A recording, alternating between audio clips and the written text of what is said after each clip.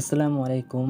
Facebook ID remembering করার জন্য খুব সহজ তৈরি করে নিন ডেট সার্টিফিকেট। আজকের ভিডিওটা দেখাবো কীভাবে আপনারা ফেসবুক আইডি রিমেম্বারিং করার জন্য ডেট সার্টিফিকেট তৈরি করবেন।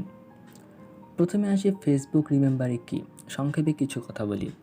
ফেসবুক রিমেম্বারিং হলো মৃত ব্যক্তির আইডি যা থেকে যাবে স্মৃতি হিসেবে, কিন্তু তা আর কেউ ইউজ করতে পারবে না। কীভাবে ফেসবুক আইডি রিমেম্বারিং করবেন এই বিষয়ে আজকের ভিডিওটি করা হয়েছে।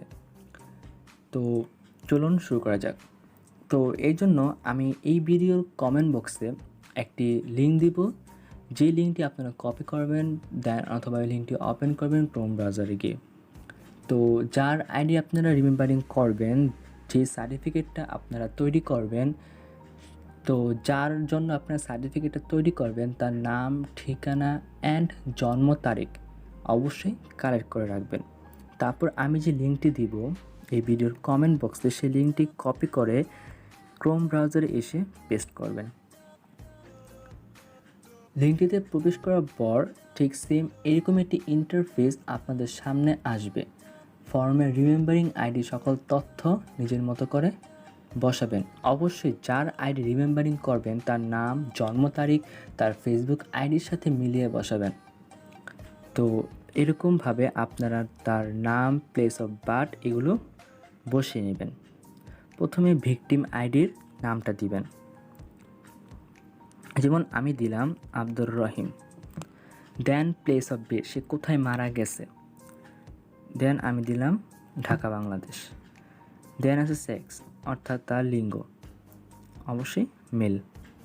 দেন আছে কালার অফ ফেস, তার জাতিটা কি, তার রং বা জাতি, তো অবশ্যই কি সে একজন বেঙ্গলি মুসলিম। দেন ম্যারিড স্ট্যাটাস, তো এটাও আপনারা দিয়ে দিবেন। দেন আছে ডেট অফ বার্থ, তার জন্ম সালটা, এটা একটু খেয়াল করে আপনারা দিবেন যে জন্ম সালটা যেন মৃত্যু সালের সাথে একটু ডিফারেন্স থাকে।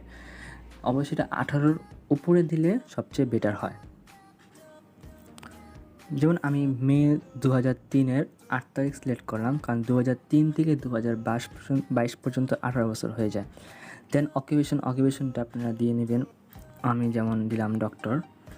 দেন বার্থ প্লেস, তার জন্মস্থানটা দিবেন, তার জন্মস্থান অবশ্যই ঢাকা বাংলাদেশ।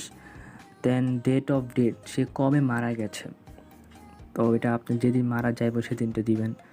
দেন প্লেস অফ বুরিয়াল, তার দাফনের স্থানটা, যেমন এটা দিলেই হবে আর কি, এটা কোনো না। দেন আন্ডারটেকার, তার দাফনটা কে করছে, তার লাশটাকে আর কি কে দাফন করছে, এটা যে কোনো একটা নাম দিয়ে দিলে হবে। যেমন আমি দিলাম সজল হক। দেন সব কিছু চেক করবেন, একবার চেক করে দেখেন সব কিছু ঠিক আছে কি না। দেন ক্রিয়েট সার্টিফিকেটে ক্লিক করবেন।